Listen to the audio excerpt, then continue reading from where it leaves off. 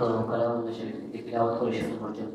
إن الحمد لله نحمده ونستعينه ونستغفره ونؤمن به ونتوكل عليه ونعوذ بالله من شرور أنفسنا ومن سيئات أعمالنا ونعوذ بالله من شرور أنفسنا ومن سيئات أعمالنا من يهده الله فلا مضل له ومن يضلل فلا هادي له ونشهد أن لا إله إلا الله وحده لا شريك له ونشهد أن محمدا عبده ورسوله أما بعد فقد قال الله تعالى في القرآن المجيد أعوذ بالله من الشيطان الرجيم بسم الله الرحمن الرحيم ومنهم من يقول ربنا آتنا في الدنيا حسنة وفي الآخرة حسنة وقنا عذاب النار وقال تعالى وأنكحوا الأيام منكم والصالحين من عبادكم وإمائكم إن يكونوا فقراء يغنيهم الله من فضله والله واسع عليم وقال تعالى ولا تنكحوا المشركات حتى يؤمن ولأمة مؤمنة خير من مشركة ولو أعجبتكم ولا تنكحوا المشركين حتى يؤمنوا ولعبد مؤمن خير من مشرك ولو أعجبكم أولئك يدعون إلى النار والله يدعو إلى الجنة والمغفرة بإذنه ويبين آياته للناس لعلهم يتذكرون وقال تعالى ومن آياته أن خلق لكم من أنفسكم أزواجا لتسكنوا إليها وجعل بينكم مودة ورحمة إن في ذلك لآيات لقوم يتفكرون صدق الله مولانا العظيم وقال رسول الله صلى الله عليه وسلم تنكح المرأة لأربع لمالها ولحسبها ولجمالها ولدينها فاصفر بذات الدين تربت يداك وقال رسول الله صلى الله عليه وسلم من تزوج امرأة لعزها لم يزده الله إلا ذلا ومن تزوجها لمالها لم يزده الله إلا فقرا ومن تزوجها لحسنها لم يزده الله إلا دناء ومن تزوج امرأة لم يتزوجها إلا ليغض بصره أو ليحسن فرجه أو يصل رحمه بارك الله له فيها وبارك لها فيه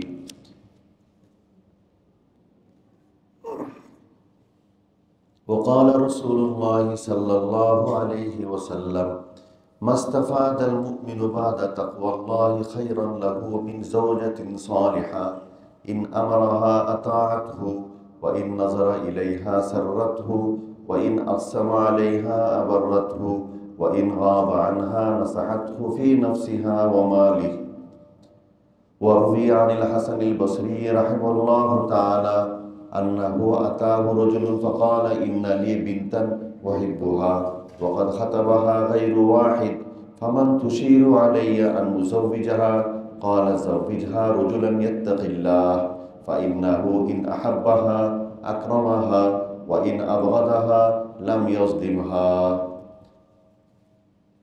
صدق الله مولانا العظيم وقال رسوله النبي الكريم ونحن على ذلك من الشاهدين والشاكرين اللهم صل على محمد وعلى آل محمد كما صليت على إبراهيم وعلى آل إبراهيم إنك حميد مجيد اللهم بارك على محمد وعلى آل محمد كما باركت على إبراهيم وعلى آل إبراهيم إنك حميد مجيد.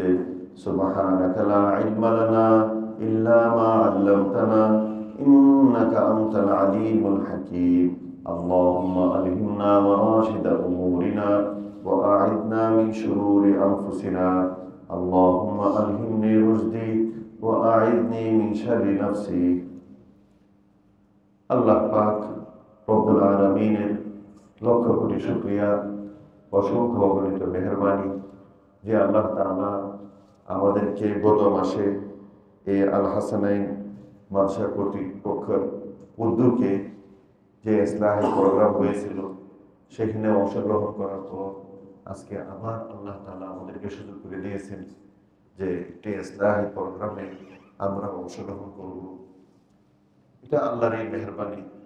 তারা যদি এই সুযোগ, এই উদ্যোগ না নিতেন, আমি আপনার জন্য এরকম একটি সুযোগ তৈরি করা, উদ্যোগ নেওয়া কঠিন বিষয় হইত। তারা সুযোগ করে দিয়েছেন বিদায় আমি আপনি আসতে পেরেছি। এই জন্য তাদেরও শুকরিয়া আদায় করব, আল্লাহ তাআলারও শুকরিয়া আদায় করব। আল্লাহ তাআলা যে তাদেরকে তৌফিক দিয়েছেন এই জন্য আল্লাহ শুকরিয়া আদায় করি। আর তারা যে আল্লাহ তৌফিকে আমাদেরকে এরকম একটি ইসলাহি মজলিস দান করতে পারছেন বা উপহার দিতে পারছেন, এই জন্য তাদের জন্য আমরা শুকরিয়া আদায় করি, দোয়া করি আল্লাহ তাআলা এই প্রতিষ্ঠানকে কবুল করুন। এই প্রতিষ্ঠানের পিছনে যারা শ্রম মেধা দিচ্ছেন তাদেরকে আল্লাহ তাআলা কবুল করুন, দুনিয়া আখিরাতে উত্তম প্রতিদান দান করুন। তো আমাদের গত মাসে আলোচনার মূল এতটুকুই ছিল যে বিয়ে এটি একটি বড় গুরুত্বপূর্ণ ইবাদত, যেটা দুনিয়া থেকে জান্নাত পর্যন্ত থাকবে। ঈমান আর বিয়ে এই দুটি ইবাদত ছাড়া আর কোনো ইবাদত নেই যা দুনিয়াতে আছে, আবার জান্নাতও থাকবে, কেবলমাত্র এই দুটি। এরপরে এটাও আমাদের আলোচনা হয়েছে যে বিয়ে ইবাদত, এটাকে আমরা যারা ইবাদতের মতো করে করি তো আল্লাহ তাআলা এটার জন্য সওয়াব দিবেন, প্রতিদান দিবেন। এবং এইখান থেকে যে ছেলে মেয়েগুলো হবে এগুলো ইবাদতগার হবে, দিনদার হবে, মুত্তাকি হবে, পরহেজগার হবে। আমরা বিয়ের সময় যখন আল্লাহ এবং রাসূলকে মানি, কোরআন এবং হাদিস, দ্বীন এবং শরীয়তকে মানি, এই বিয়ে থেকে যে ছেলে মেয়ে হবে তারা মা বাবা, মুরব্বী, আত্মীয় স্বজন তাদেরকেও মানবে। আর আমরা যদি আল্লাহ রাসূলকে না মানি, দ্বীন শরীয়তকে না মানি, এখান থেকে যে সন্তান হবে তারা মা বাবা মানবে না, দ্বীন শরীয়তও মানবে না, কিছুই মানবে না। এখন বিয়ে ইবাদত, এটা হওয়ার জন্য দুটি ব্যক্তি, দুটি মানুষ লাগবে। একটা হলো বর আর একটা হলো কনে, অথবা স্বামী এবং স্ত্রী। তো স্বামী আর স্ত্রী এই দুইজনের মাধ্যমে, এই দুইজনের সমন্বয় এই বিয়েটা হয়। শুধু ছেলে দেওয়া হবে না, শুধু মেয়ে দেওয়া হবে না। এখন আমরা বিয়ে ইবাদত যে ছেলে মেয়ে মিলে করব, আমাদের জন্য কি শর্ত? ছেলে ছেলে হিসাবে বা বর হিসাবে তার জন্য কি কি শর্ত? আমরা একটা কলিজার টুকরা মেয়ের জন্য বা আমাদের বোনের জন্য বা আমাদের ভাগ্নি ভাতিজির জন্য অথবা আমাদের নাতনির জন্য যে ছেলেটাকে নির্বাচন করব, যার মাধ্যমে বড় একটি ইবাদত হবে, ওই ছেলেটি কেমন হওয়া চাই, এই নিয়েও এই কোরআন হাদিসের মধ্যে আলোচনা আছে। এবং আমাদের কলিজার টুকরা ছেলে অথবা আমাদের ভাই, আমাদের ভাতিজা, আমাদের ভাইনা, আমার নাতি, তাকে বিয়ে করাবো, কেমন করে কে দিয়ে বিয়ে করাবো? আমার পুত্রবধূ বা আমার ভাবি বা আমার নাতিনের স্ত্রী বা আমার বৌমা, সে কেমন হবে? এটার জন্য কোরআন এবং হাদিসের মধ্যে দিক নির্দেশনা আছে। তাহলে আমরা বর কেমন হবে, আল্লাহ এবং রাসূল যা বলে গেছে ওইটা আমরা মেনে বর নির্বাচন করলাম। কনে কেমন হবে, কোরআন এবং হাদিসে যা আছে সেটার আলোকে কনে নির্বাচন করলাম। তাহলে বর এবং কনে উভয়টা যখন কোরআন এবং হাদিসের আলোকে হবে, দ্বীন এবং শরীয়তের আলোকে হবে, এদের বিয়ের মাধ্যমে যে বিয়েটা হবে, তাদের সমন্বয়ে যে বিয়েটা হবে, এটাই হবে ইবাদত।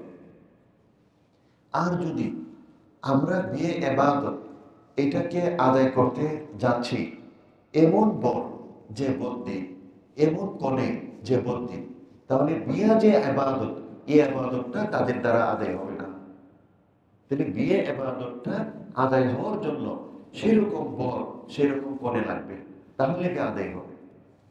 তো এখন বর এটা আমরা নির্বাচন করব কেমন বর, এবং কনে আমরা নির্বাচন করব কেমন কনে।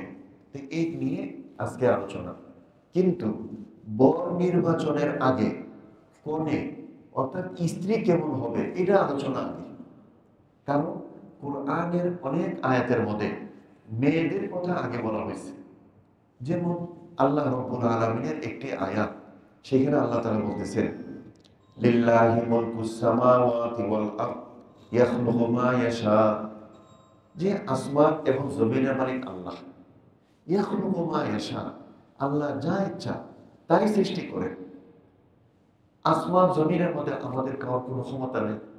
আসমানের মধ্যে আল্লাহ তাআলা সূর্য, চন্দ্র, গ্রহ, নক্ষত্র কত কিছু তৈরি করে রেখেছেন, এবং সূর্যকে আল্লাহ ঘুরাইতেছেন, চন্দ্রকে ঘুরাইতেছেন, প্রত্যেকটা নক্ষত্রকে ঘুরাইতেছেন। কুল্লুন ফি ফালাকিন ইয়াসবাহুন, প্রত্যেক আপন আপন কক্ষপথে ঘুরতেছে।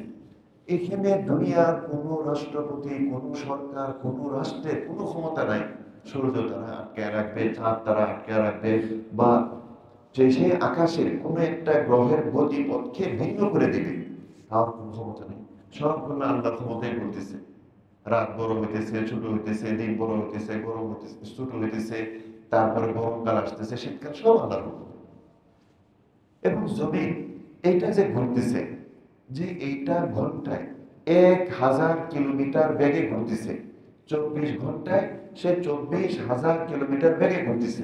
এত স্পিড তার, যে বিজ্ঞানীরা বলে পৃথিবী ঘন্টায় যে 1000 কিলোমিটার বেগে ঘুরতেছে, এখনো এমন কোন চাকা আবিষ্কার হয়নি যেটা জমিনের উপর 1000 কিলোমিটার বেগে ঘুরবে। পৃথিবীতে 1000 কিলোমিটার বেগে ঘুরতেছে, কিন্তু জমিনের মধ্যে এমন কোন গাড়ি, এমন কোন ট্রেন আবিষ্কার হয় নাই যেটার চাকা ঘুরে ঘন্টায় 1000 কিলোমিটার যাবে। হ্যাঁ, 500 কিলোমিটার, 300 কিলোমিটার, যেরকম সৌদি আরব যারা আপনারা মক্কা মদিনা যে কাতারুল হারামাইন, যে হারামাইনের যে গাড়ি, তো ওই গাড়ি যে ট্রেন, এটা ঘন্টায় 300 কিলোমিটার যায়। কোরিয়া সে বের করছে 400-500, কিন্তু 1000 কিলোমিটার বেগে কোন একটা গাড়ির চাকা ঘুরে এই পর্যন্ত এখনো আবিষ্কার হয় নাই। সামনে করতে পারবেন কিনা আল্লাহ জানেন।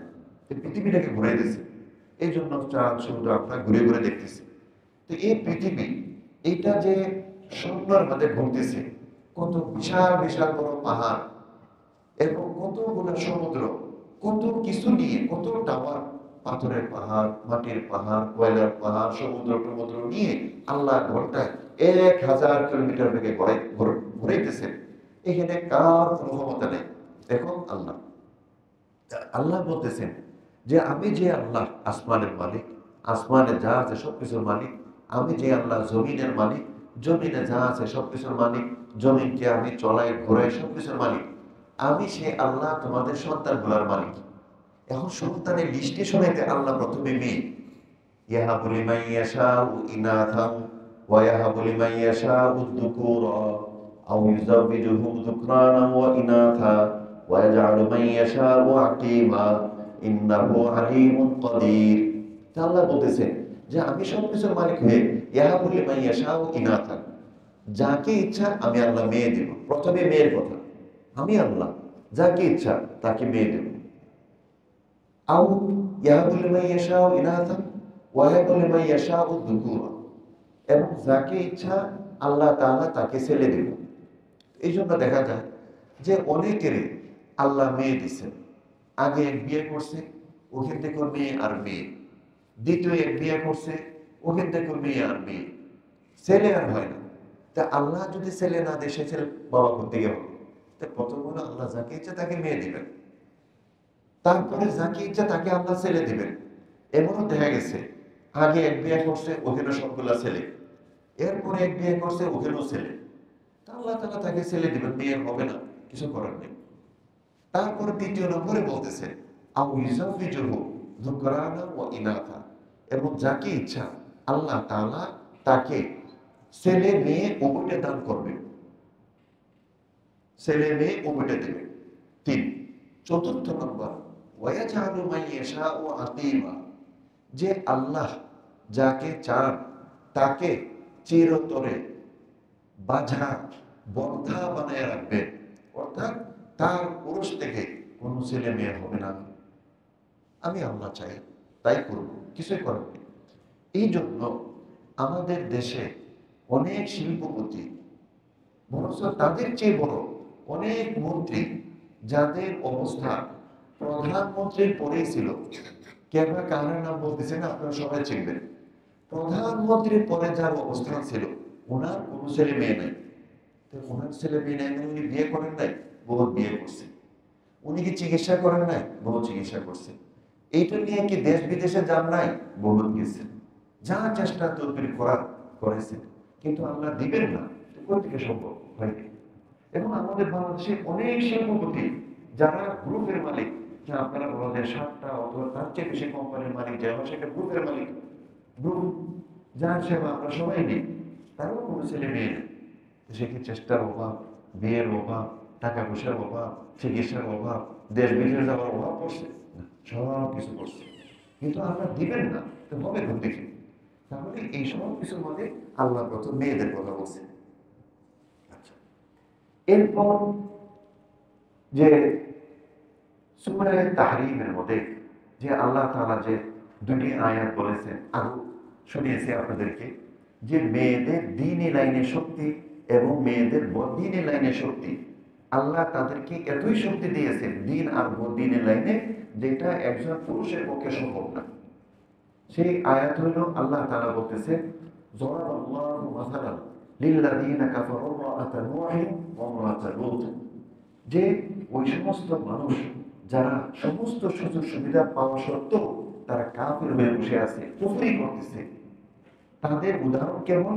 নূহ আলাইহিস সালামের স্ত্রী, লূত আলাইহিস সালামের স্ত্রী। যে নূহ, উনি প্রথম দুনিয়ার মধ্যে রাসূল, ওনার আগে নবী ছিলেন, বাবা আদম আলাইহিস সালাম থেকে নিয়ে বহু নবী হয়েছে, কিন্তু প্রথম রাসূল নূহ আলাইহিস সালাম।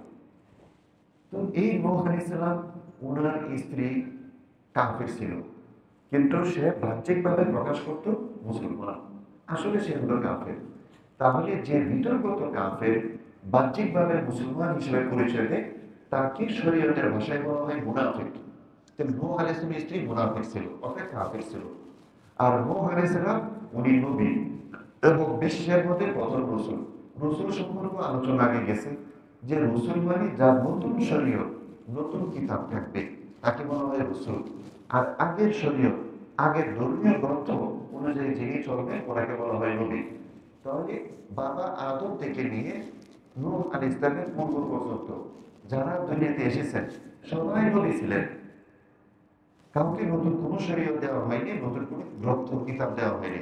নূহ আলাইহিস সালামকে প্রথম দেওয়া হয়েছে, উনি প্রথম রাসূল।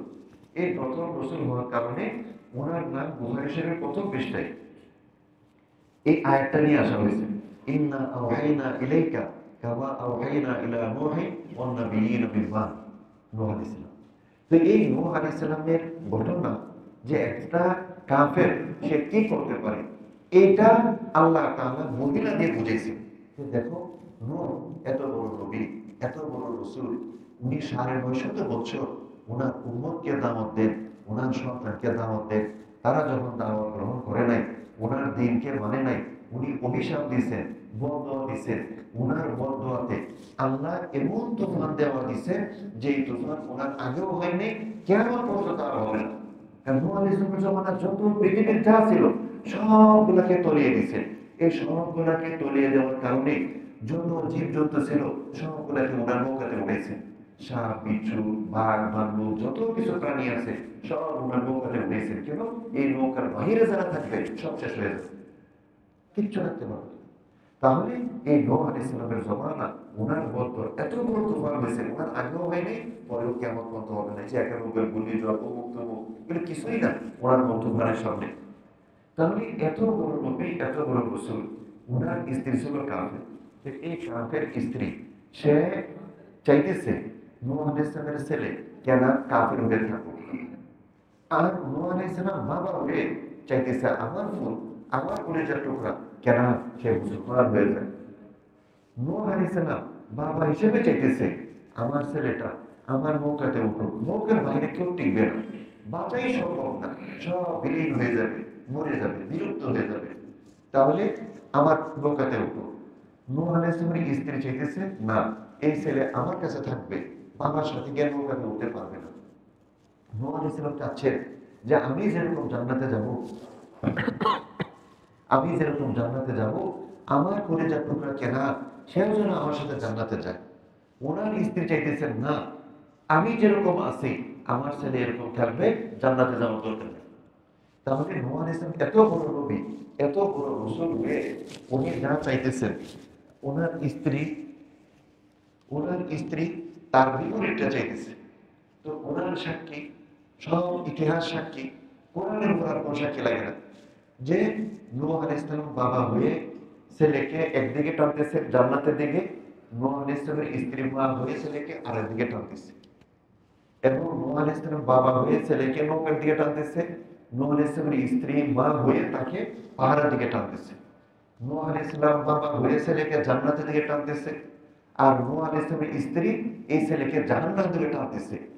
মা বাবা যে দুইজন দুই দিকে টানতেছে, এই টানাটানির মধ্যে কোরআন বলতেছে নূহ আলাইহিস সালাম এত বড় নবী হয়ে রাসূল হয়ে ফেল করছে, ওনার আশা কিছুই পুরো করতে পারে না। আর ওনার স্ত্রী সেই তার আশা পূরণ করে ছাড়ছে, এই ছেলেটাকে কাফের বানিয়ে তুফানের মধ্যে ডুবিয়ে জাহান্নামে নিয়ে ছাড়ছে। তাহলে স্ত্রীর সাথে পারে না, তাহলে স্ত্রীদের প্রতিদিনের লাইনে শক্তি বেশি। তেমনি তারা যদি দিনদার হয়, যে ফেরাউন তার স্ত্রী বিবি আসিয়া রাদিয়াল্লাহু তাআলা আনহা, যে আসিয়া রাদিয়াল্লাহু তাআলা আনহা যে ফেরাউন যে স্বপ্ন দেখছিল যে একটা বনি ইসরায়েল থেকে আগুন এসে তাদের বাড়ি ঘর জ্বালিয়ে ফেলতেছে, তো গণকদেরকে ডাকছে, এটার ব্যাখ্যা কি? তো গণকরা বলতেছে এটার ব্যাখ্যা হলো যে বনি ইসরায়েলের মধ্যে একটা ছেলে জন্মগ্রহণ করবে যে বড় হয়ে আপনার রাজত্ব ধ্বংস করবে। তো ফেরাউন বলতেছে ছেলে এটা কি হয়ে গেছে না হবে? তো গণকরা বলতেছে না হয় নাই, এটা হবে। ফেরাউন বলতেছে তাহলে আমার কোনো চিন্তাই নেই, এখন থেকে বনি ইসরায়েলের ছেলে যেটাই হবে এটাকে মেরে ফেলা হবে। তো এই মাশাআল্লাহ জারি করছে, না হয় পুলিশ গিয়ে মেরে ফেলবে। এখন জারি ছেলে হয় সেই মানে, তো কতগুলো মারছে তাফসীরের কিতাবের মধ্যে আছে কোথাও 2.5 লক্ষ, কোথাও আছে 3 লক্ষ। কিন্তু যে মূসাকে স্বপ্ন দেখে 2.5 লক্ষ অথবা 3 লক্ষ ছেলেকে হত্যা করে মারছে, আল্লাহর ইচ্ছা হলো আমি এই ছেলেকে বাঁচিয়ে রাখবো, এবং তুমি ফেরাউন যে নিজেকে খোদা দাবি করছো, ফেরাউন তাকে খোদা দাবি করছে, এবং সাধারণ খোদা না, বড় খোদা, আনা রব্বুকুম আ'লা, তুমি খোদার বলে এই ছেলেকে আমি বাঁচাবো, দেখে তুমি কি করতে পারো। আল্লাহ তাআলা এই মূসা আলাইহিস সালামকে ফেরাউনের ঘরে লালন পালন করাইছেন। কার উসিলা? ফেরাউনের স্ত্রী মুসলিমা বিবি আসিয়া রাদিয়াল্লাহু তাআলা আনহার উসিলা। তো ফেরাউন বহুবার এই মূসা আলাইহিস সালামকে মারতে চাইছে, স্ত্রীর কারণে পারেনি, যেটা কোরআনের মধ্যে আছে, হাদিসে আছে। তাহলে মূল জিনিস যে ফেরাউন সে একজন রাষ্ট্রপতি না, শুধু খোদা। ফেরাউন খোদা হয়ে তার স্ত্রীর সাথে পারল না। তার স্ত্রী কথা হলো আমি মূসাকে লালন পালন করবো, তাকে বড় করব, তাকে আমি অনেক কিছু করব। আর ফেরাউন বারবার চেয়েছে যে আমি শেষ করে ফেলবো, মেরে ফেলবো, ধ্বংস করবো। তো এই দুইজন টানাটানি করে খোদা পর্যন্ত তার স্ত্রীর সাথে পারে না। তাহলে এখান থেকে অর্থাৎ দ্বীনি লাইনে, বুদ্ধিনী লাইনে সবচেয়ে বেশি শক্তি মেয়েদের, মহিলাদের। এই জন্য যে আজকে আমাদের পাত্রের আলোচনা আগে হবে, তাদের শক্তি যেহেতু বেশি, তাদের অবদান যেহেতু বেশি, এই জন্য তাদের আলোচনা আগে হবে। তারপরে যে পাত্র, ছেলে, বর, তার আলোচনা করা হবে। তো কোরআনের মধ্যে একটি আয়াত আমরা 5 ওয়াক্ত নামাজের পর পড়ে থাকি। এই আয়াতটি আজকে একটা তাফসীর শুনি। আমরা আগে একটা তাফসীর জানতাম, আজকে আরেকটা তাফসীর। যে আমরা প্রায় 5 ওয়াক্ত নামাজের পরে এই দোয়াটা করি, রব্বানা আতিনা ফিদ দুনিয়া হাসানা ওয়া ফিল আখিরাতি হাসানা ওয়া কিনা আযাবান নার। এবং এইটা আমরা আম মুসলমান সবারই মুখস্থ, কারণ এই মাসের পিছনে শুনতে শুনতে মুখস্থ হয়ে গেছে। রব্বানা আতিনা ফিদ দুনিয়া হাসানা ওয়া ফিল আখিরাতি হাসানা ওয়া কিনা আযাবান নার। এইটা মতো রব্বানা আতিনা ফিদ দুনিয়া হাসানা, হে আল্লাহ তুমি আমাদেরকে এই দুনিয়াতে কল্যাণ দান করো, শান্তি দান করো, সুখ শান্তি রিজিক আমাদের যা প্রয়োজন এগুলো দান করো। ওয়া ফিল আখিরাতি হাসানা, এবং আখিরাতের মধ্যে পরকালেও তুমি কল্যাণ দান করো, আমাদের জন্য যা উপযোগী যা কল্যাণ প্রদান করো। ওয়া কিনা আযাবান নার, এবং আমাদেরকে জাহান্নাম থেকে, জাহান্নামের আগুন থেকে বাঁচিও। এই এক তাফসীর। এখানে আরেকটা তাফসীর আছে, সেটা হলো হযরত আলী রাদিয়াল্লাহু তাআলা আনহু তাফসীর। সেটা কি? রব্বানা আতিনা ফিদ দুনিয়া হাসানা, হে আল্লাহ এই দুনিয়াতে আমাদেরকে হাসানা দান করো, মানে একজন নেককার স্ত্রী দান করো। এই দুনিয়াতে তুমি আমাদেরকে একটা নেককার স্ত্রী দান করো। ওয়া ফিল আখিরাতি হাসানা, এবং পরকালের মধ্যে নেককার স্ত্রী হুর দান করিও। ওয়া কিনা আযাবান নার, নারের অর্থ আগে বলা হয়েছে জাহান্নাম, আমরা অনেকে জানি নার মানে জাহান্নাম। এখানে নার মানে জাহান্নাম বলতেছেন না, বলতেছে ওয়া কিনা আযাবান নার, এবং জাহান্নাম মানে এমন অভদ্র, অসভ্য, বেয়াদব যে সমস্ত স্ত্রী, তাদের থেকে আমাদেরকে বাঁচিও। তাহলে আবার আমরা তর্জমাটা ওনার এটা মনে রাখি, পরে ব্যাখ্যা বলে আসবে। তো রব্বানা আতিনা ফিদ দুনিয়া হাসানা, হে আল্লাহ এই দুনিয়ার মধ্যে একটা নেক স্ত্রী দান করো। ওয়া ফিল আখিরাতি হাসানা, এবং পরকালেও জান্নাতের মধ্যে আমাকে একটা নেক স্ত্রী দিও। ওয়া কিনা আযাবান নার, এবং বেয়াদব স্ত্রী যেটা জাহান্নাম, এর থেকে আমাদেরকে রক্ষা করিও। এই হলো আয়াতের ব্যাখ্যা। তাহলে এই যে রব্বানা আতিনা ফিদ দুনিয়া হাসানা পাঁচওয়াক্ত নামাজের পরে পড়তেছি, তার অর্থ একটা নেককার স্ত্রীর জন্য, যে বিয়ে করবে সেও দোয়া করতেছে, যে বিয়ে করে ফেলছে সেও তার স্ত্রীর জন্য নেক হয়ে থাকে, এর জন্য দোয়া করতেছে পাঁচওয়াক্ত নামাজের পরে। তাহলে ওইটাও ঠিক এইটাও ঠিক। আচ্ছা, এখন কথা হলো যে হে আল্লাহ দুনিয়াতে আমাকে একটা নেককার, পরেজগার, দিনদার, মুত্তাকি স্ত্রী দান করো। এটা পাঁচ ওয়াক্ত নামাজের পরে দোয়া করতে হয়। হ্যাঁ, পাঁচ ওয়াক্ত নামাজের পরে দোয়া করতে হয়। কেন? এই স্ত্রী উনি যখন নেককার, পরেজগার, দিনদার, মুত্তাকি, আল্লাহওয়ালা, সভ্য, শান্ত, নম্র, ভদ্র হবে, উনার উসিলা এই ঘরটা জান্নাতের মতো হয়ে থাকবে, এই ঘরটা জান্নাতের মতো হয়ে থাকবে।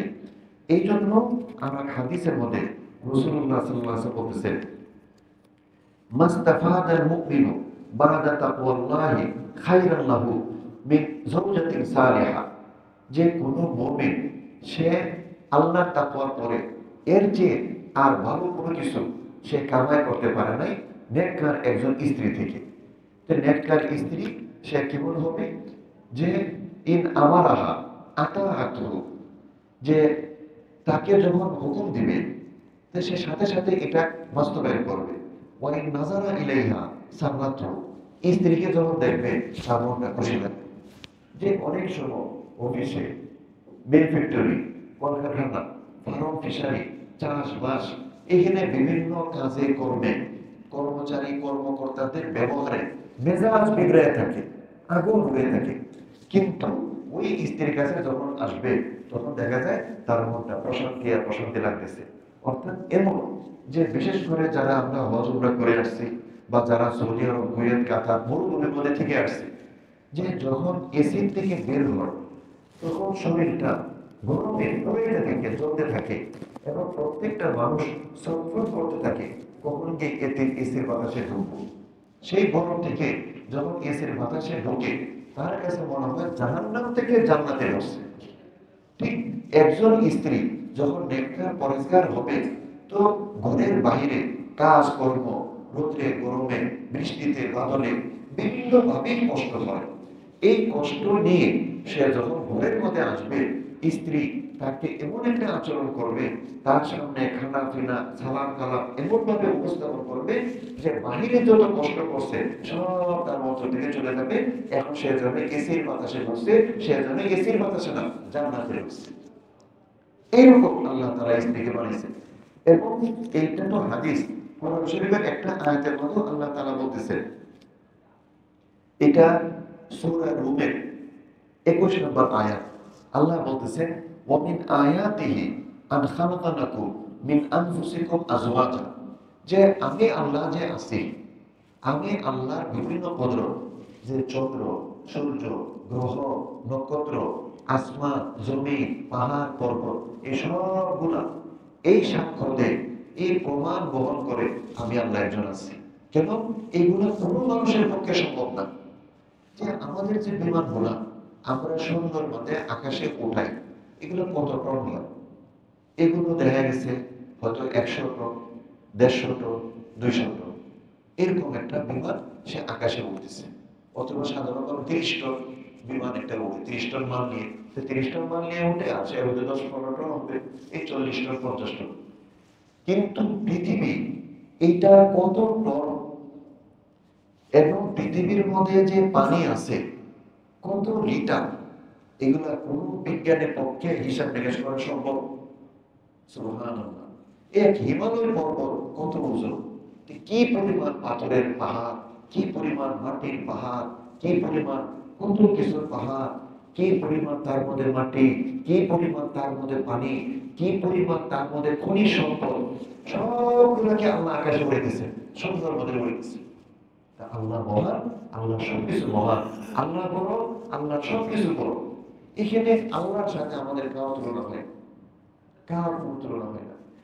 সে আল্লাহ বলতেছে যে আমি আল্লাহ তোমাদের জন্য আসমান রেখেছি, আমি আল্লাহ তাআলা তোমাদের জন্য জমিন রেখেছি, আমি আল্লাহ তাআলা এই তোমাদের আসমান জমিন যে শান্তি দান করবে, তোমাদের শান্তির জন্য তোমাদের ঘরে তোমাদের স্ত্রীকে রেখেছি। কেন? এই সূর্য এক সেকেন্ড যদি, বিজ্ঞানীদের ভাষ্য, যে সূর্য যদি 1 সেকেন্ড পৃথিবী থেকে দূরে সরে যায়, পৃথিবীর যত ব্যবস্থাপনা সাথে সাথে বন্ধ হয়ে যাবে। এই জন্য 24 ঘন্টা সূর্য আছে পৃথিবীতে, পৃথিবীর পাশে সূর্য আছে, 1 সেকেন্ডও সে পৃথিবী থেকে দূরে যায় না, যেভাবে আল্লাহ ফিট করে রাখছেন এইভাবে আছে। তাহলে এই সূর্য এটা আমাদের কাজে আসতেছে। চাঁদ, আমরা যত ফল ফ্রুট খাই মিষ্টি হয় চাঁদের আলো দ্বারা, সূর্য আমাদের খেদমত করতেছে, চাঁদ আমাদের খেদমত করতেছে, জমিন তো আমাদের খেদমত করতেছে, ঠান্ডা গরম আমাদের খেদমত করতেছে, সেবা করতেছে। অর্থাৎ এক কথায় পৃথিবীতে যা আছে আমরা দেখি আর না দেখি সবগুলো আমাদের সেবা নিয়োজিত।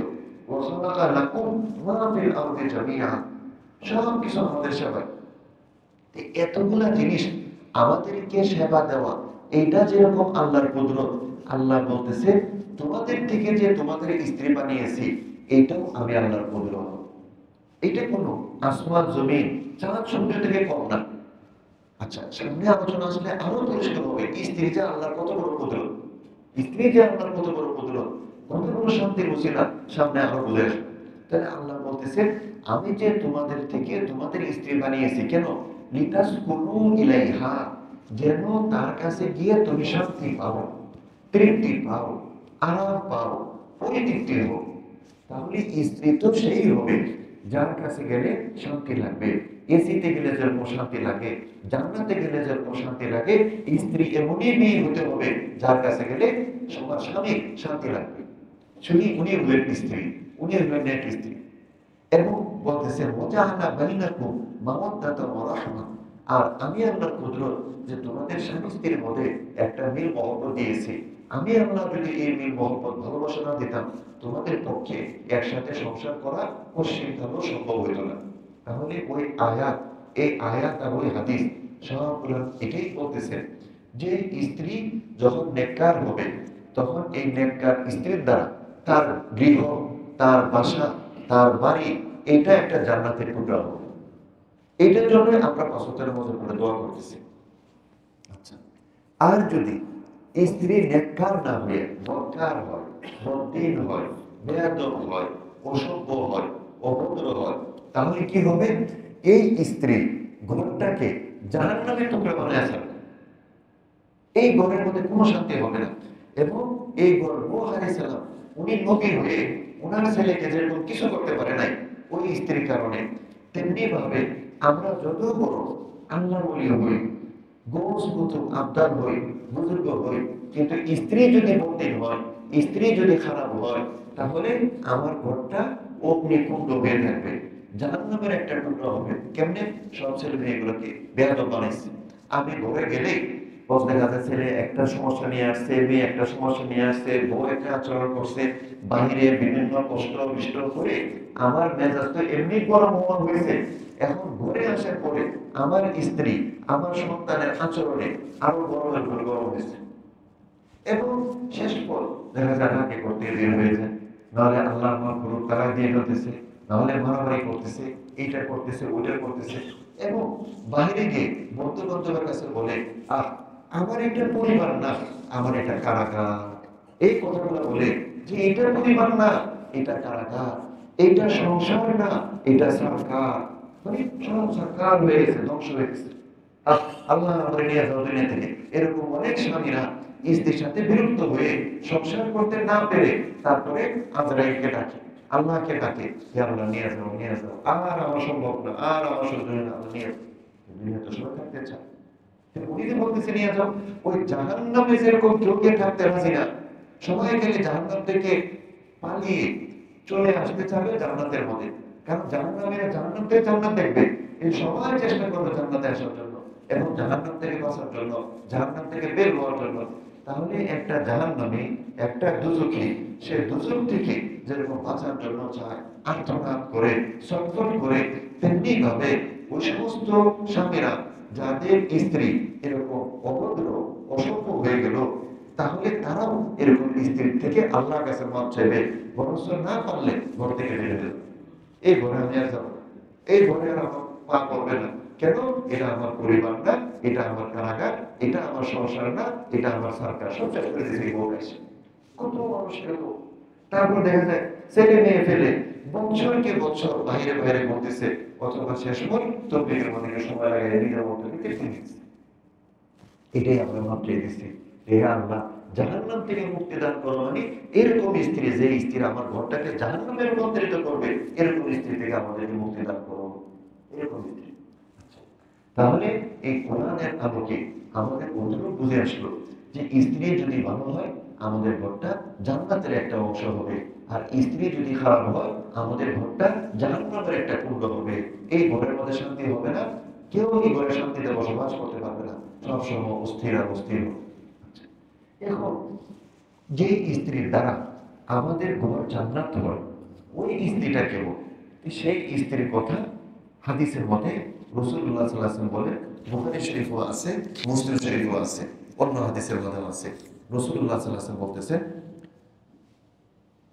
তুনকাহুল মারআতু লিআরবাইন লিমালিহা ওয়া লিহাসবিহা ওয়া লিজামালিহা ওয়া লিদীনিহা, যে মেয়েদেরকে সাধারণত বিয়ে করা হয় চারটা উদ্দেশ্যের কোনো একটা উদ্দেশ্য নিয়ে, চারটা উদ্দেশ্যের থেকে কোনো একটা উদ্দেশ্য নিয়ে মেয়েদেরকে বিয়ে করা হয়।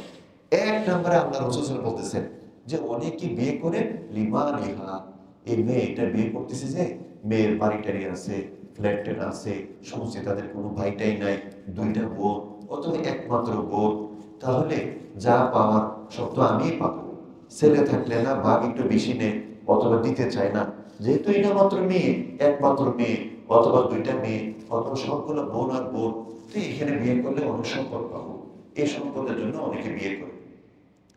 আবার এই সম্পদের জন্য কারা বিয়ে করে, এগুলো হাদিসের মধ্যে ব্যাখ্যাও আছে। অর্থাৎ পৃথিবীর মধ্যে যাদের কারণে আজকে পৃথিবীটা অসহ্য হয়ে আছে, পৃথিবীটা জাহান্নাম হয়ে যেতেছে, এবং গাজা, ফিলিস্তিন সহ বিশ্বের মা বোনেরা, ছেলে আর মেয়েরা আল্লাহর কাছে ফরিয়াদ করতেছে, আর্তনাদ করতেছে, তারা হলো ইহুদি। এই ইহুদিরা তারা মালের জন্য বিয়ে করে। তাহলে কেউ যদি কোনো একটা মেয়েকে মালের জন্য বিয়ে করলো, সে যেন ইহুদিদের মতো বিয়ে করা করলো, কারণ ইহুদি তারা দুনিয়াতে মাল ছাড়া কিছু বুঝে না। এই জন্য আপনারা সবাই জানেন যে বিশ্বের অর্থনীতির ৮০% শুধুমাত্র ইহুদিরা মালিক। আমেরিকা বলেন, ব্রিটেন বলেন বা পুরো ইউরোপ বলা হোক, যে বড় বড় কোম্পানি, ম্যানুফ্যাক্টরি, ব্যাংক, সব কিছু ইহুদিদের। আমরাও তাদেরটা ব্যবহার করতেছি, খাওয়া দাওয়ার গোলা বাদ, এই কোকা-কোলা, 7 আপ বা ব্যবহার করি আমরা, বাটা, ইউনিলিভারের পণ্য টণ্য সব বাদ, এগুলো তো ইহুদিদের আছে। আমরা যে টাকা পয়সাগুলো লেনদেন করতেছি, ভিসা কার্ড, বিভিন্ন কার্ড, এগুলো ইহুদিদের, এবং বিশ্ব ব্যাংক ইহুদিদের আন্ডারে। আমাদের বিকাশ বা আমাদের এই যত আছে, এই সেবা টেবা যত কিছু আছে, ব্যাংকিং লেনদেন, প্রযুক্তি, এটিএম বুথ সহ এবং বিকাশ সিস্টেম সহ, নগদ সিস্টেম সহ যত ব্যাংকিং যত সিস্টেম সবগুলো ইহুদিদের। বরং বিশ্বের মধ্যে সর্বপ্রথম ব্যাংক আবিষ্কার করছে ইহুদিরা, এবং বিশ্বের মধ্যে সুদী লেনদেনের প্রচলন প্রয়োগ এটা করছে ইহুদিরা। এবং তার যে আশ্চর্য যে রাসূল সাল্লাল্লাহু আলাইহি সাল্লাম উনি আজওয়াজে মুতাহহারাতকে চালাইতে গিয়ে, বিবিগণকে চালাইতে গিয়ে অনেক নতুন মুসলিম, নও মুসলিম তাদেরকে বিভিন্ন সাহায্য সহযোগিতা করতে গিয়ে উনি যা মাল পাইতেন জেহাদ থেকে, মালে গনিমত থেকে এবং খুমুস থেকে, এগুলো শেষ হয়ে যেত। এবং সর্বশেষ উনি যার সাথে লেনদেন করে ওনার লৌহ কর্মকে বন্ধন দিয়ে দুনিয়া থেকে গেছেন, সেইটাও একজন ইহুদি। বুখারী শরীফ, মুসলিম শরীফ সব হাদিসে আছে যে রাসূল সাল্লাল্লাহু আলাইহি সাল্লাম উনি 30 বছর বা 30 সা, 30 সা এটা মানে 3.5 কেজি এক সা হয়, তাহলে এই সব 3.5 দিয়ে 30 কে গুণ দিলে 3 3 90 মানে প্রায় 150 কেজির মতো হয়ে যাবে। তো এতটুকু গমের পরিবর্তে ওনার লৌহ কর্ম একজনের কাছে বন্ধক রেখেছিলেন, ওই লোক ওইটা ইহুদি। অর্থাৎ সাহাবাদের যুগে, রাসূল সাল্লাল্লাহু আলাইহি ওয়াসাল্লামের যুগেও মদিনার প্রায় অর্থনীতি ইহুদিদের হাতে ছিল। তাহলে আগেও ইহুদিদের হাতে, রাসূল সাল্লাল্লাহু আলাইহি ওয়াসাল্লামের যুগে ইহুদিদের হাতে, আমরা যে রাসূল সাল্লাল্লাহু আলাইহি ওয়াসাল্লাম 1450 বছর পরে দুনিয়াতে আসছি, এসে এখনো দেখতেছি অর্থনীতি কাদের হাতে? ইহুদি। তো এই জন্য ওরা কোনো মেয়ে বিয়ে করবে মাল দেখি, কোন ছেলের সাথে আত্মীয়তা করবে মাল দেখি, কারো মাল লুটপাট করা তাদের টার্গেট, যে এই ছেলে তার অনেক মাল আছে, তার টাকা আছে, এগুলো আমার লাগবে। তাহলে দেখবে এই ছেলেটা তার আত্মীয়দের মধ্যে কাকে পছন্দ করে, তার মেয়েকে যদি পছন্দ করে মেয়েরা তার কাছে বিয়ে দিবে, দিয়ে কোনো কৌশলে তার টাকাগুলো বের করবে। তার বোনকে যদি পছন্দ করে তার বোনকে ওই ছেলের কাছে বিয়ে দিবে, দিয়ে কোনো কৌশলে টাকাগুলো বের করবে। তার আল্লাহ না করে তার মাকেও যদি পছন্দ করে মাকেও তার কাছে বিয়ে দিয়ে টাকাগুলো উদ্ধার করে যাবে। এত লোভী ইহুদিরা, এত লোভী ইহুদিরা। এই জন্য দুনিয়াতে আগেও ইহুদিদের কোনো মান সম্মান ছিল না, এখনো না। আগেও ইহুদিগুলো তাদেরকে পড়াশোনা করতো, এবং কোরআন শরীফের মধ্যে স্পষ্ট আল্লাহ তাআলা বলতেছেন যুরিবাত আলাইহিমুদ যিল্লাহ ওয়াল মাসকানা, যে এই ইহুদি তাদের উপর লাঞ্ছনা এবং দরিদ্রতা আল্লাহ তাদেরকে দিয়েছেন। মাসকানা এর অর্থ হলো দুইটা, একটা হলো তারা কোনোদিন পৃথিবীতে শান্তি পাবে না, অর্থের মালিক হতে পারবে কিন্তু তারা কোনোদিন এই অর্থে শান্তি পাবে না। দ্বিতীয় নম্বর, এই ইহুদি তারা কোনোদিন কোনো রাষ্ট্রের মালিক হতে পারবে না, বরং এদের তাওরাতের মধ্যে তেলবুদের মধ্যে বলতে নিষেধ আছে তারা যেন কোনো রাষ্ট্র গঠন না করে। আল্লাহ তাদের কবলে রাষ্ট্র রাখে নাই, কোন সময় তারা কোন রাষ্ট্র গঠন করতে পারে নাই, আল্লাহ তাদেরকে রাখে নাই।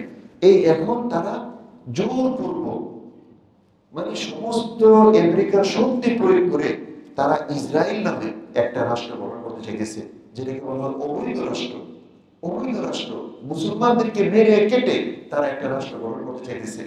পৃথিবীতে এমন কোন রাষ্ট্র নাই যে রাষ্ট্রের চৌহদ্দি নাই, সীমারেখা নাই, পূর্বে পশ্চিমে উত্তরে দক্ষিণে কতটুকু হবে নাই, এরকম না। প্রত্যেকটা রাষ্ট্রে একটা সীমা আছে ম্যাপের মধ্যে, কিন্তু ইসরায়েল একমাত্র রাষ্ট্র তার কোনো সীমা নেই। কেন? প্রত্যেকদিন সে বানাইতেছে, প্রত্যেকদিন দখল করতেছে, প্রত্যেকদিন জুলুম করতেছে, কতবার সীমা দিবে, কত সীমা তারা দিবে? তাহলে ইহুদি তারা যতই টাকার মালিক হোক, জীবনে কোনদিন সম্মানের মালিক হতে পারবে না। তারা যতই কিছু করুক রাষ্ট্র গঠন করতে পারবে না। রাষ্ট্র গঠন করা মানে এদের ধ্বংস। বুঝতে পারে আজকে আমার মুখ থেকে শুনছেন, আমিও দেখে যেতে পারি, আপনারাও দেখবেন যে ইহুদিদের কি পরিণতি হয়। হিটলার যা করছে, অতীতে বাদশাহ যা করছে, তার চেয়ে এবার তাদের শেষ। আর পৃথিবীতে থাকতে পারবে না। ওই মাটি এবং আল্লাহ তাআলার যে শক্তি, এই শক্তির জন্য আল্লাহ প্রয়োগ করবে। তখন আমরা দেখবো এদের অস্তিত্ব এখন শেষ। একটা রাষ্ট্র গঠন করা মানে তারা তাদের অস্তিত্বকে বিলীন করতে চাইতেছে। যেমন যারা গ্রামের গঞ্জে আছে তারা দেখে থাকবেন উলি পোকা সে গর্তে থাকে, নিরাপদ থাকে, তার কোনো সমস্যা নাই। কিন্তু ওর যখন পর উঠে, তো এই পর নিয়ে সে একটু উড়াল দিতে চায়, তো উড়াল দেওয়ার জন্য গর্তে থেকে যখন বের হয়ে উড়াল দেয় তখন বিভিন্ন পাখি তাকে ধরে ধরে খেয়ে ফেলে। অনেকে দেখে থাকবেন হয়তো, আমি তো বহুত দেখেছি এরকম করে। তখন এই ইহুদি তারা যদি রাষ্ট্র ছাড়া থাকতো, শান্তিতে থাকতো, আরো বহুদিন থাকতে পারতো, কিন্তু রাষ্ট্র গ্রহণ করেই তারা তাদের ধ্বংস নিয়ে আসতেছে। তো এই ইহুদি তারা হলো মালের লোভী, এবং যারা মুসলমান হয়ে কোনো একটা মেয়েকে মালের জন্য বিয়ে করলো, সে যেন ইহুদিদের মতো একটা বিয়ে করা করলো, ইহুদিদের মতো বিয়ে করা করলো। এবং এটার জন্য আবার হাদিস আছে, হুজুর সাল্লাল্লাহু আলাইহি ওয়াসাল্লাম বলতেছেন, ওমান তাযাওয়াজাহা লিমালিহা লাম ইয়াজিদহু আল্লাহু ইল্লা ফাকরা, ইল্লা ফাকরা।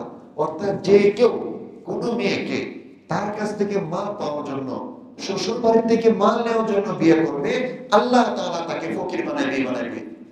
এবং এখনো পর্যন্ত কেউ দেখাতে পারবে না যৌতুকের টাকা নিয়ে, শ্বশুর কাছ থেকে জোরে টাকা নিয়ে, শ্বশুর বাড়ির টাকা নিয়ে ব্যবসা বাণিজ্য করে বড় কিছু করে বলছে, ঠিকই না। এগুলো কষ্টের টাকা, এগুলা শ্বশুরের চোখে পানি ফেলার টাকা, এগুলো টাকা, আফসোসের টাকা, উহের টাকা, এগুলো সে শান্তি পেত। কোনোদিন সে শান্তি পাবে না। কোনো মিল ফ্যাক্টরি টিকবে না, কোনো ব্যবসা বাণিজ্য টিকবে না, কোনো ফার্ম ফিশারি খামার একটাও টিকবে না, ঠিক কেউ নাই। এবং ফকির কেমনে হয়, যে এইগুলা যা নিয়ে যাবে, এইগুলার দ্বারা লস যখন হবে, যেগুলা শ্বশুর বাড়ি থেকে নিছে এগুলো তো যাবে, তার যেগুলো আছে এগুলো সহজ হবে, এগুলো সহজ হবে। এটা আরো আমরা সহজে বুঝতে পারি। বিশেষ করে গ্রামে কিছু সমস্ত নবীরা তাদের জন্ম শহরে হইলেও তাদের সবাইকে আল্লাহ তাআলা গ্রামের থেকে ঘুরে আছে। সেই মুসা আলাইহিস সালাম বলেন, আমাদের নবী সাল্লাল্লাহু আলাইহি সাল্লাম সবাইকে গ্রামের থেকে ঘুরে আছে। কারণ গ্রামে অনেক কিছু রেখে দিয়েছে যেগুলো শহর থেকে বুঝা সম্ভব না। কিন্তু নবী ওনার কাজ আবার শহর থেকে করছে। যে মক্কা শরীফ থেকে মুসলিম নবুয়তের কাজ করছে, তারপর মদিনা শরীফ। কিন্তু ওনার কৈশোর, ছোটকাল, বাল্যকাল এটা গ্রামের মধ্যে কাটছে। ওই তাইফ যেখানে উনি আমার দাওয়াত দিতে গেছেন, হালিমা সাদিয়া রাদিয়াল্লাহু তাআলা ওনার বাড়ি তাইফ, এই জন্য উনি তাইফে গেছিলেন দাওয়াত দিতে। তো ওইখানে অনেক কিছু আল্লাহ তাআলা দেখার থাকে। হ্যাঁ, আলহামদুলিল্লাহ। তারপরে একটা আমাদের আল্লাহর শুকরিয়া এবং হযরত যে ইলিয়াস রাহমাতুল্লাহর জন্য দোয়া, যে আমরা যারা শহরে থাকি আমাদেরও গ্রামে গঞ্জে অনেক কিছু দেখার সুযোগ দাওয়াত ও তাবলীগের মাধ্যমে আল্লাহ করে দিয়েছে। এবং বুখারীর একটা হাদিস আছে, হুজুর সাল্লাল্লাহু আলাইহি ওয়াসাল্লাম বলেন, আমার উম্মত তারা যে ফরিস্তে যাবে, তারা যে ভ্রমণ করবে কিসের মাধ্যমে? জিহাদের মাধ্যমে। এমনি যেন কোনো কিছু তামাশা দেখতে না যায়। আরেকটা হলো যে জিহাদ, তার আগের কাজ হলো দাওয়াত, এই দাওয়াতের মাধ্যমে। তো কেউ যে তাবলীগে বের হয়, 3 চিল্লা 1 চিল্লা, এটার উসিলা কত দেশ সফর করতে পারবে, কত কিছু আল্লাহর কুদরত দেখতে পারবে। তো সেটা হলো গ্রামে গঞ্জের ছেলেরা তারা যখন নাকি পুকুরে গোসল করে, মাঝে মাঝে বেশ কম হলে কানে গিয়ে পানি ঢোকে। এরকম যারা গোসল করে আসছেন, আমারও অনেক ঢুকছে, সবাই ঢুকে। এখন কানে পানি ঢুকলে এটা বের করার উপায় কি? আরো পানি ঢুকাই দেওয়া। আরো যখন পানি ঢুকাইবে, তাহলে আরো পানি আগেরটা পরেরটা মিলে সে যখন এইভাবে একটু কাপ করে নাচ দিবে, নতুন যেটা ঢুকেছে এটা তো বের হবেই হবে, আগে যেটা ঢুকছে বলে সব হবে। এটা হলো সিস্টেম। ঠিক যারা শ্বশুর বাড়ির থেকে অর্থ সম্পদ নিয়ে নিজের ব্যবসার মধ্যে ঢুকাইবে, ওই অর্থ সম্পদ তো যাবে, আগে যেটা ছিল পৈতৃক ওটা সহজ হয়। এগুলো টিকেই না, কেউ টিকিতে পারবে না, কেউ টিকিতে পারবে। আচ্ছা, তাহলে এই জন্য তাদের দিকে লোক না করা। এছাড়া আমাদের এক ছাত্র ভাই হাটাজারিতে সে এক ঘটনা শুনেছে, মানে কিভাবে আল্লাহ তাআলা ফকির বানায়। বড় ভাই আর ছোট ভাই বাবা মারা গেছে। এখন ছোট ভাই বিদেশে থাকে, দুবাই না কোথায় থাকে, এই ভৈরব অঞ্চলের ঘটনা। এবার আসছে বিয়ে করবে। তো বিয়ে করবে, এখন বড় ভাই যেহেতু মুরব্বী, বাবা নাই, উনি তালাশ করে এরকম ফ্যামিলিতে বিয়ে করাবে যারা একটা মোটরসাইকেল দিবে। তো মেয়ে একটা পছন্দ হয়েছে, সব ঠিকঠাক হয়েছে। এখন বড় ভাই উকিলকে, যে ঘটক, তারে বলতেছে, আমাদের তো মেয়ে পছন্দ হয়েছে, তাদেরও ছেলে পছন্দ হয়েছে, এখন যৌতুক হিসাবে যা দিবে তার সাথে একটা মোটরসাইকেল দিতে হবে। যদি দেয় তাহলে বিয়ে হবে, না হলে এই বিয়ে হবে। তো ঘটককে মেয়ের বাবারে বলছে যে আপনার ছেলে পছন্দ হয়েছে কিনা? হ্যাঁ, পছন্দ হয়েছে। তাদেরও তো মেয়ে পছন্দ হয়েছে, বিয়ে তো হইতে পারে। হ্যাঁ, আমি তো রাজি আছি, বিয়ে হয়ে যাবে। কিন্তু একটা কথা, যে ছেলের মুরব্বী তো বড় ভাই, তো বড় ভাই বলতেছে একটা মোটরসাইকেল দেওয়া লাগবে, তাহলে কি বিয়ে হবে, না হলে হবে। তো মেয়ের বাবা বলতেছে, কি ব্যাপার, জামাই না যে প্রস্তাব দিছে পাত্র, সে তো দুবাই থাকে, তাহলে আমি যে মোটরসাইকেল দিব এটা কি বিমানে করে দুবাই নিয়ে যাবে? দুবাই তো মোটরসাইকেল কোনো কাজ নেই, ওখানে গাড়ি। তো ওরে আমার মোটরসাইকেল দিয়ে লাভটা কি আছে? ঘটক বলতেছে, আপনি মেয়ের বাবা হয়েছেন, এত বয়স হয়েছে, এখনো বুঝতেছেন না? না তো, আসলে মোটরসাইকেলটা বড় ভাইয়ের দরকার। এখন বড় ভাই তো বিয়ের সময় বাবার কারণে মোটরসাইকেল উদ্ধার করতে পারে না, বাবার একটু ডেঞ্জার ছিল। এখন যেহেতু বিয়ে করেই ফেলছে, বাচ্চা কাচ্চা হয়ে গেছে, এখন বললে কে মোটরসাইকেল দিয়ে দিবে, এখন তার দিবে না। তো বড় ভাইয়ের যে মোটরসাইকেল দরকার, এইটা ছোট ভাইয়ের বিয়ে দিয়ে উদ্ধার করতেছে। এখন যেহেতু বড় ভাই মুরব্বী, যদি আপনি মোটরসাইকেল না দেন, বিয়ে এটা হবে না। মোটরসাইকেল একটা দিয়ে দেন, যা হইব বিয়েটা হয়ে যায়। কারণ ছেলে মেলানো কঠিন। তো মেয়ের বাবার বুঝে আসছে আসলে একটা ছেলে মেলানো কঠিন, তাহলে মোটরসাইকেল না দিলে যদি বিয়েই না হয়ে ভেঙে যায়, তো এটা তো সুন্দর না। যা মোটরসাইকেল একটা দিয়ে দিই, কত টাকা যাবে, তোমার বিয়েটা হয়ে যায়। তো বিয়ের জন্য ঠিকঠাক হয়েছে, মোটরসাইকেলও দিছে, বিয়েও হয়েছে। এই যে বড় ছেলে জামাই, সে কয়েকদিন চালায় ওরা দুবে চলে গেছে। এইবার বড় বাইরে নিয়ে ঘুরে, এমন যুক্তিও আছে, কারণ একটা গাড়ি যদি পরে থাকে এটা নষ্ট হয়ে যাবে, স্কার্পে বিক্রি করা লাগবে। তো এইটা যখন চলানো থাকবে, রানিং এ থাকবে, তো ঠিক থাকবে। তো এই বড় ভাইটা রানিং এ রাখতেছে, চালাইতে চালাইতে একদিন এমন অ্যাক্সিডেন্ট করছে। অ্যাক্সিডেন্ট করে ওই ঢাকা পঙ্গু হাসপাতালে নেওয়ার পরে বলতেছে এইটা এটা কাটতে হবে, পা এটা কাটতে হবে, না হলে এই পা পচতে পচতে সে মারা যাবে। ঠিক আছে, কাটে। পা একটা কাটছে। তো পা একটা কাটার পরে এখন তার মোটরসাইকেল চালাতে পারে না। এখন দেখেন সে কিরকম ফকির হয়েছে। দুনিয়াতে মোটরসাইকেল কিনতে পাওয়া যাবে, টাকা হলে গাড়ি কিনতে পাওয়া যাবে, টাকা হলে নাই কি জিনিস যেটা পাওয়া যাবে না, সব কিনতে পাওয়া যাবে। কিন্তু আল্লাহ প্রদত্ত একটা পা তার যে চলে গেল, এই পা পৃথিবীতে কোন রাষ্ট্রের মধ্যে আর পাওয়া যাবে। পা একটা কৃত্রিম জোড়া দিতে পারবে, কিন্তু আল্লাহর পা নিয়ে যেভাবে দৌড়াদৌড়ি করতে পারবে, আল্লাহর পা নিয়ে সে সাঁতরাইতে পারবে, আল্লাহর পা নিয়ে গাছে উঠতে পারবে, আল্লাহর পা নিয়ে চাইলে সে ফুটবল, শরীয়ত অনুযায়ী ফুটবল খেলতে পারবে, সবকিছু পারবে। কিন্তু কৃত্রিম ঠেমে একটা লাগাইছে, এটা নিয়ে সে গাছে উঠবে, এটা নিয়ে সে ফুটবল খেলবে, এটা নিয়ে সাঁতরাইবে, আদৌ সম্ভব না। তাহলে আল্লাহ তাআলা তাকে এমন ফকির বানাইছে, পায়ের লাইনে এই ফকির এই পা আর ইহকালে পাবে না। এরকম বহুত আছে যে শ্বশুর বাড়ির থেকে জোর করে মোটরসাইকেল এটা উঠে নিছে, কিছু যাইতে না যাইতে এমন অ্যাক্সিডেন্ট করছে, অ্যাক্সিডেন্টের সব শেষ। বিভিন্ন ভাবে আল্লাহ নিয়ে যান। এই জন্য হাদিসে বলতেছে যে কেউ কোনো মেয়েকে বিয়ে করবে মালের জন্য, সে তো ইহুদিদের মধ্যে বিয়ে করা করলো, এই মালকে আল্লাহ তাআলা রাখবেন না, তার ঘরের মধ্যে আল্লাহ অভাব বলে দেবেন, অভাব বলে দেবেন। এরপরে দ্বিতীয় নম্বর শর্ত যে মানুষ কি জন্য বিয়ে করে, এরপর তো বলি হাসবিহা, বংশের জন্য অনেকে বিয়ে করে। বংশের জন্য কারা করে, এটাও হাদিসের ব্যাখ্যার মধ্যে আছে। বংশের জন্য বিয়ে করে যারা মুশরিক, কুফারে মক্কা এবং আমাদের পাশে হিন্দু, এরা বংশের জন্য বিয়ে করে, যেটাকে তারা বলে জাতে জাত। এরা জাতে জাত মেনে বছরে কোনোদিন বিয়ে করবে না। এবং আমরা দারুণ দেবন্দে পড়েছি, নদত পড়েছি, ওখানের মধ্যে একজন মুখ্যমন্ত্রী ছিল। তো মুখ্যমন্ত্রী মানে ওই প্রদেশে সে প্রধান, আমাদের প্রধানমন্ত্রীর মতো, নাম বলতেছি না, অনেকে চিনবেন। সে কোনো বিয়েই করেনি। কেন বিয়ে করেনি?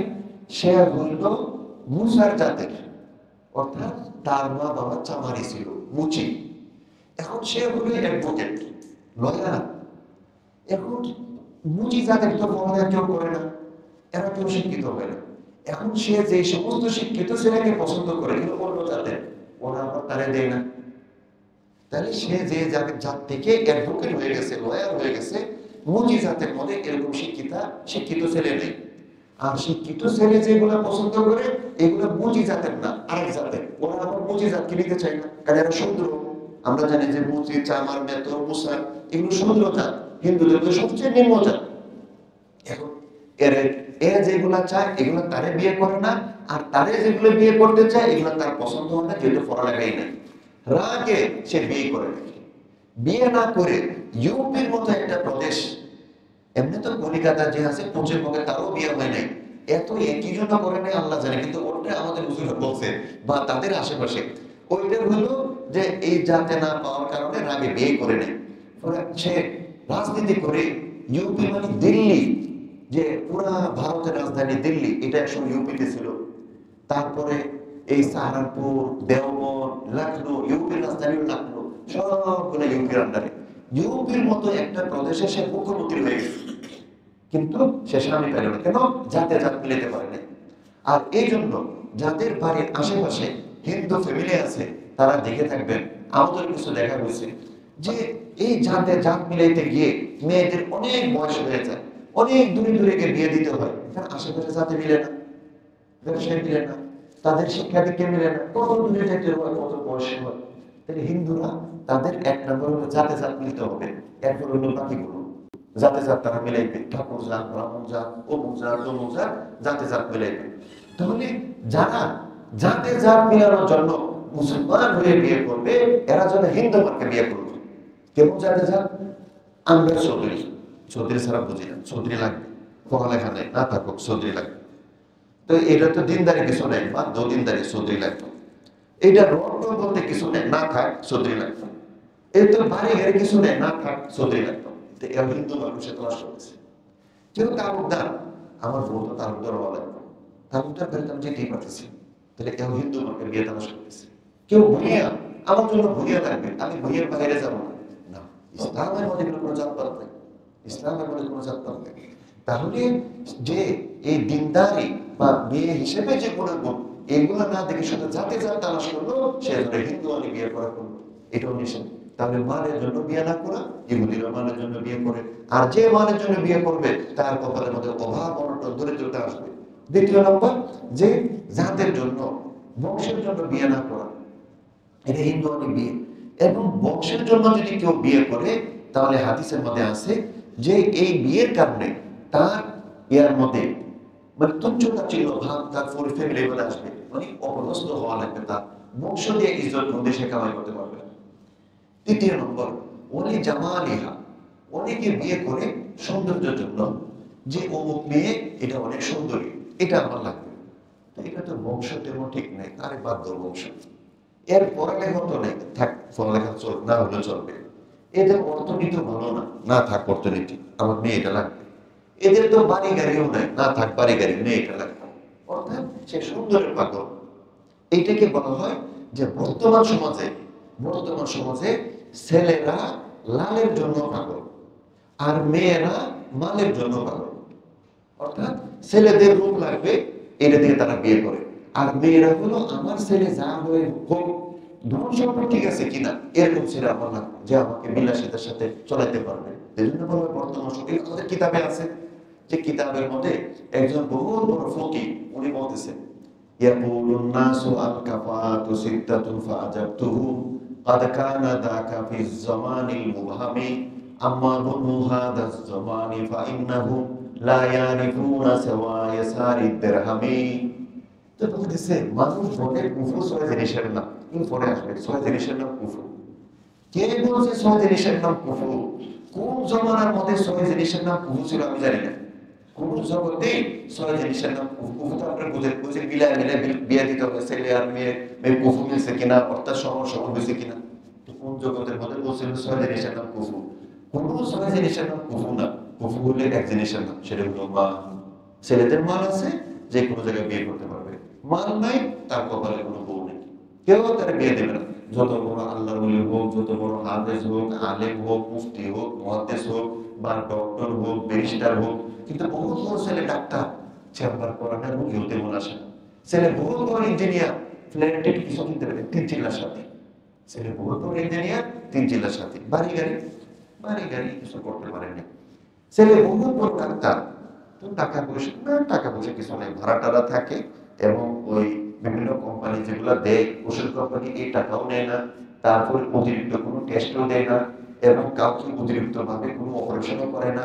এমনি টাকা আসবে, ওষুধ ভাড়ায় লাগবে, কোম্পানিরা এসি দেওয়া যাবে, ফ্রিজ দেওয়া যাবে, বিভিন্ন বাইরে আপনারা সবাই বুঝতেছেন বহির্বিশ্বে তারা ডোনেশন করাইবে, তারপরে তার টাকার বান্ডিল দিবে, তারপরে তার অতিরিক্ত টেস্টের দরকার নাই, বিভিন্ন টেস্ট করাইলো, তারপর বিভিন্ন ল্যাবের মানে গেলো, ধরেন সেরকম টেকনোলজি সমস্ত কিছু, তো এখান থেকে টাকা আসবে।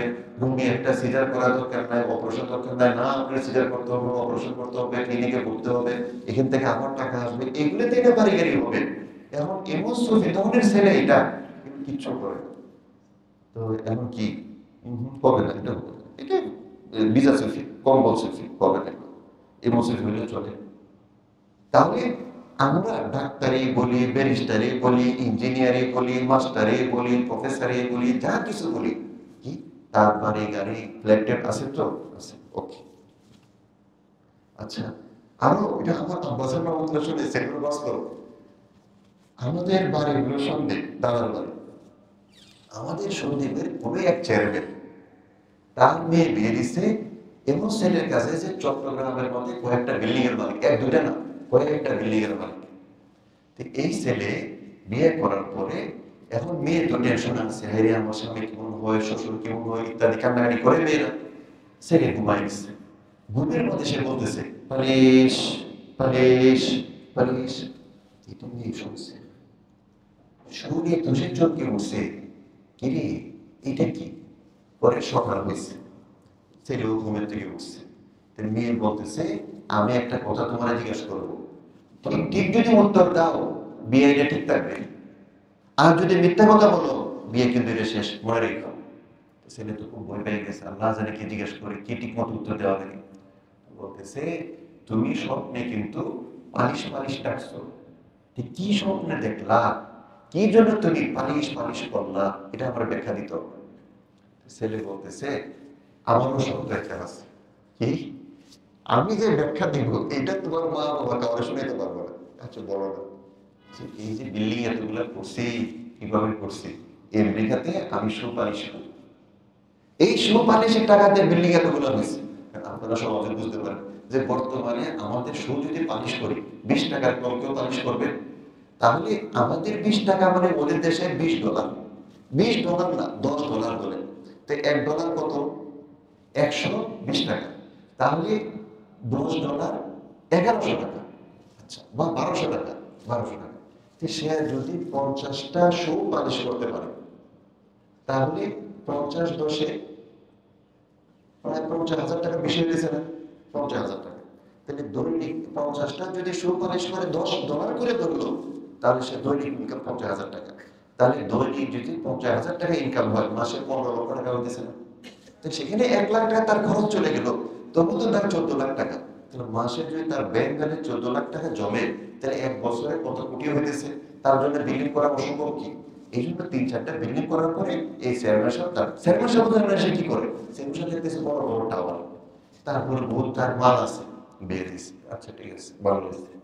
তো বলতেছে এখন আমি তো আসছি, আমার একটু বাড়িতে যাইতে মনটা চলতেছে, একটু মা বাবাকে দেখে আসতাম এক নজর, তুমি যে আমরা নিয়ে যাইতাম। তো ছেলে আবার তার বাড়িতে নিয়ে গেছে, নেওয়ার পরে এবার বাবারে নিয়ে বসছে, বসে বলতেছে তুমি আমার বিয়ে দেওয়ার জন্য দুনিয়ার মধ্যে কোনো ছেলে পাও না, একটা মুচি তালাশ করে পাইছিল যে কি হয়েছে? আরে কি হয়েছে মানে এ নিজে আমার সাথে স্বীকার করছে এই বিল্ডিং গুলা আমেরিকার মধ্যে মুচিগিরি করে করে করে টাকা বানায়, তারপর বিল্ডিং গুলা করছে। এই মুচির কাছে আমরা বিয়ে দিছি। তো ও যে আমি তো জানতাম না, আমি তো দেখছি তার বিল্ডিং টিলিং আছে, তোর ভবিষ্যৎ ভালো চলবে, বলতে হবে, এই জন্য তো তোকে করে দিলাম। এটা যে মুচি, এটা তো আমি জানতাম না, তুই কেমন টের পাই? আরে স্বপ্নের মধ্যে সে পালিশ পালিশ করছে, তারপরে জিজ্ঞেস করছে নিজে স্বীকারও করছে। এটা আমার আব্বাদা শুনেছে, শুনতে লাভ। তাহলে এটা বলতেছে যে ছেলেরা তারা বিয়ে করে লাল দেখে, আর মেয়েরা তারা বিয়ে করে মাল দেখে। তাহলে বর্তমানে কুফু হলো মা, আর কেউ কোনো কিছু মানে না। তো এটা হাদিসে বলতেছে যারা এরকম সুন্দর দেখে বিয়ে করলো, এই সুন্দর দেখে বিয়ে কারা করে? খ্রিস্টানরা। তাহলে মাল দেখে করে ইহুদিরা, তারপরে বংশ বুনিয়াদ দেখে করে কুফার মক্কার কাফের বা হিন্দুরা, এবং সুন্দর দেখে বিয়ে করে খ্রিস্টানেরা। তাহলে 3 ধরনের আলোচনা হয়ে গেল। এখন হুজুর সাল্লাল্লাহু আলাইহি ওয়াসাল্লাম বলতেছেন ও মুসলমান, ও মুসলমান, তোমরা কি দিকে বিয়ে করবা? এই রাসূল সাল্লাল্লাহু বলতেছেন ফাসফার বিদাতিদ দ্বীন তারিবাত ইয়াদাক, যে তোমরা দিনদার দিন দেখে বিয়ে করো, দিন দেখে বিয়ে করো। আল্লাহ মানে এটা একটা তাদের বলা, আমরা পারলে এটা করি। তো এটা তারিবাত ইয়াদাক মানে বা সাহায্য করতে হলো তোমার হাত বালিশ যুক্ত হোক, তার অর্থ হলো পারলে মেয়ে এটা করো, যে বেড়া বেড়া পারলে এটা করো, মেয়ে পারলে এটা করো, এই তারিবাতে দা। তাহলে হুজুর সাল্লাল্লাহু আলাইহি ওয়াসাল্লাম বলতেছেন তোমরা মা দেখে বিয়ে করো না, তোমরা বংশ দেখে বিয়ে করো না, তোমরা সুন্দর দেখে বিয়ে করো না, তোমরা দিনদার দেখে বিয়ে করবা। ওই দিনদার দেখে যখন বিয়ে করবা, এই দিনদার মেয়ে যখন তোমাদের ঘরে ঢুকবে, তখনই গিয়ে তোমাদের ঘরটা জান্নাতের একটা টুকরা হবে। আর যদি এই দিনদারি বাদ দিয়ে বাকিগুলো দেখে দেখে বিয়ে করো, এই ঘরেটা জান্নাতের টুকরা হবে না, জাহান্নামের একটা টুকরা হবে, জাহান্নামের একটা টুকরা। বস আমরা শেষের দিকে এসে গেছি। এখন হলো তাহলে আমরা কি হুজুর এই সুন্দর তালাশ করতে পারবো না? যে আমরা কি বংশ দেখতেই পারবো না? আমরা কি যার যে চাহিদা একটু লম্বা এটা দেখতে পারবো না? আমরা কি কোনো তার বাড়ি গাড়ি কিছুই দেখতে পারবো না? তো শুধু দিনদার দেখে বিয়ে করে করবো যে কোনো ফ্যামিলির মধ্যে হোক না, একটু ব্যাখ্যা আছে। অর্থাৎ দিনদারি এটা হলো মাথার সমতুল্য, আর তার বংশ, তার সুন্দর এবং তার অর্থ এটা হলো হাত পায়ের মতো। দিনদারি হলো মাথার সমতুল্য, আর বাকিগুলো হলো অন্যান্য অঙ্গ প্রত্যঙ্গের সমতুল্য। এবার আমরা আসি যে আমরা সমাজের মধ্যে দেখব হাত কাটা মানুষ, হাত নাই, পা নাই, চোখ নাই, কান নাই, নাক কাটা, দাঁত নাই, বহু রকমের মানুষ সমাজের মধ্যে আছে। গর্তে বেরোলে দেখা যায়, বা ঢাকা পঙ্গু হাসপাতালে গেলে মনে হয় বাংলাদেশ সমস্ত মানুষগুলো ল্যাংড়া মানুষ, এত পঙ্গু। তাহলে চোখ নাই মানুষ আছে, কান নাই মানুষ আছে, দাঁত নাই মানুষ আছে, হাত নাই মানুষ আছে, পা নাই মানুষ আছে, বহু রকম মানুষ আছে। কিন্তু এমন কেউ দেখাইতে পারবে যে আমি অমুক জায়গায় গিয়েছিলাম, ওখানে গিয়ে একটা মানুষ পেয়েছে তার মাথা নাই? এটা সম্ভব, এটা সম্ভব। মাথা ছাড়া মানুষ হইতেই পারে না, মাথা রাখবে। এই জন্য দেখা যায় কোথাও মারামারি হলো, কাউকে লাঠি দিয়ে মারতেছে, হাতটা দিয়ে বাঁচে। সে জানতেছে যে এমন রড দিয়ে বাড়ি দিতেছে, এই রডে হয়তো আমার হাতটা ভেঙে যাবে, ভেঙে যায়, তবু মাথাটা যদি ভেঙে না যায়, কারণ এই বাড়ি যদি মাথা ভেঙে যায় সাথে সাথে মারা যাবো। আর আমার হাত দিয়ে তার লাঠির বাড়িটা যদি ফেরাতে পারি, তাহলে আমার হাতটা ক্ষতিগ্রস্ত হবে, আমার হাত ভেঙে যাবে, কিন্তু আমার মাথাটা বেঁচে থাকবে, আমি মরবো না, আমি বেঁচে যাবো। হাত ভাঙলে ভাঙো, তারপর আমি বেঁচে যাবো। তো প্রত্যেকটা মানুষ তার সার্বিক চেষ্টার মাধ্যমে মাথাটাকে বাঁচানোর চেষ্টা করে, এটা বেঁচে থাকবে, আমার পুরো শরীর বেঁচে থাকবে, এটা চলে গেছে আমি শেষ, আর আমি বুঝতে পারবো। তাহলে এইটা হাদিসের মধ্যে বলতেছে যে তোমরা দিনদারিকে মাথার মতো দাম দিবা, অর্থাৎ কোনো ক্ষেত্রেই যেন দিন না শুনে। হ্যাঁ, দিনদারিকে ঠিক রেখে। এখন মানুষ হিসাবে, ছেলে হিসাবে তার চাহিদা থাকতেই পারে। যেমন যারা খাটো আমাদের কাছে আসে, যারা খাটো এরা চাবে আমার স্ত্রীর জন্য লম্বা হয়, শ্যামলা হোক শ্যামলা, কালো হোক কালো, লম্বা লাগবে করতেছে। এবং যে দেখা যায় কালো, ওর শর্তই থাকে আমার স্ত্রীর জন্য একটু ফর্সা হোক, তো খাটো হোক খাটো, একটু পড়ালেখা কম হোক কম, তারপর অমুক পাড়ার মধ্যে হলে হোক অমুক পাড়া, কিন্তু একটু ফর্সা লাগে, কারণ আমিও কালো, আমার স্ত্রীও কালো, যেগুলো যুবকরা বলে থাকে যে আমিও কালো, আমার স্ত্রীও কালো, তো এগুলো নাকি আমি কালো জিরার খ্যাত করবো না। এই সমস্ত শব্দ আজে বাজে বলে, ঠিক আছে, তো উনি কালো, তো উনি কালো, ওনার স্ত্রী একটু ফর্সা নেবে, কিন্তু ওই ফর্সা নিতে গিয়ে দিনদারি যত ছুটে না যায়। উনি খাটো, ওনার স্ত্রী একটু লম্বা লাগবে, লম্বা লাগবে যে লম্বা স্ত্রী তালাশ করতে গিয়ে দিনদারি যেন ছুটে না যায়। বা ওনার একটা বংশ বুনিয়াদ আছে, মা বাবাকে যেখানে সেখানে নেওয়া যায় না, ঠিক আছে, একটু আমরা দেখি চৌধুরী নাম যাই হোক, কিন্তু আমার দিনদারে যেন ছুটে না যায়। আমি ফর্সা দেখতে গিয়ে বিয়ে করলাম মধ্যে, তার অর্থ আমি হাত পা দেখলাম, মাথাটা দেখি নাই। আমি লম্বা বিয়ে করতে গিয়ে বিয়ে করলাম মধ্যে, তার অর্থ আমি হাত পা দেখলাম, তার মাথা দেখি নাই, মাথা ছাড়া বিয়ে করতেছি। আমি ধন সম্পদ দেখতে গিয়ে বিয়ে করলাম এমন মেয়ে যে মেয়ে মধ্যে, তাহলে আমি ধন সম্পদ দেখলাম, অর্থাৎ হাত পা দেখলাম, মাথা দেখি নাই। তাহলে আমি মুর্দা, আমি মুর্দা একটা মেয়ে বিয়ে করতেছি।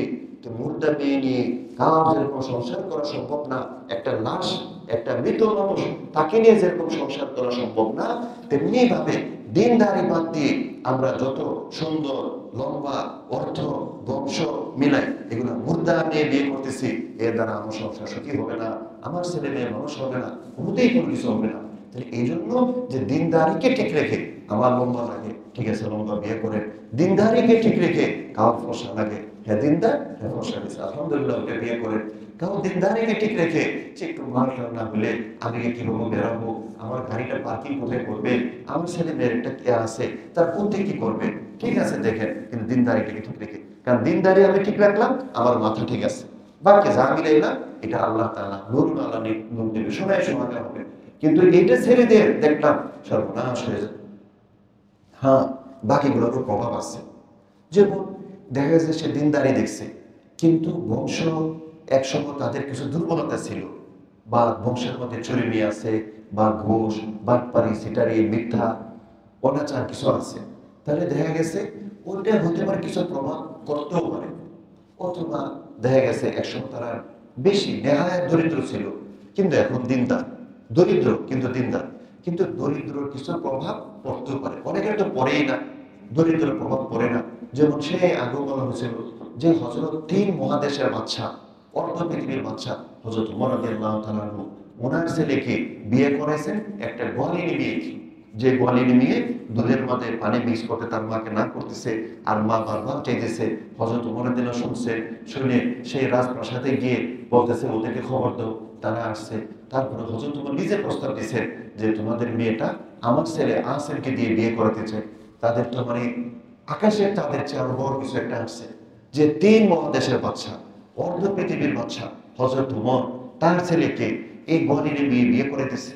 সাধারণ কথা না, এটা কল্পনা করলে অনেক, যে আমাদের বাংলাদেশের কোন প্রধানমন্ত্রী রাষ্ট্রপতি এরকম দুধ বিক্রি করে খায়, এদের মেয়ে বিয়ে করাবে? আর হযরত ওমরের যে রাষ্ট্র বাংলাদেশের চেয়ে 100 গুণ বড় হবে, 100 গুণ। সৌদি আরব তো হযরত ওমরের 22টা রাষ্ট্রের একটা রাষ্ট্র হলো সৌদি আরব, এরকম 22টা রাষ্ট্র হযরত ওমরের আন্ডারে ছিল। এটাই তো কবি নজরুল বলতেছে, অর্ধ পৃথিবী করিস শাসন, দলিল তখ্তে বসে, খেজুর পাতার প্রাসাদ তোমার বাড়ি বেড়ে গেছে খসে। অর্ধ পৃথিবীর উনি বাদশা, 3 মহাদেশ, এশিয়া, ইউরোপ, আফ্রিকা, 3 মহাদেশের বাদশা। এত বড় বাদশা হয়ে গোয়ালিনী মেয়ে বিয়ে করে দিচ্ছে কেন? তার মধ্যে দিনদারি আছে, তার মধ্যে মেয়েটা দিনদার। এই মেয়ে যদি বিয়ে করানো হয় আমার বংশ উজ্জ্বল হবে।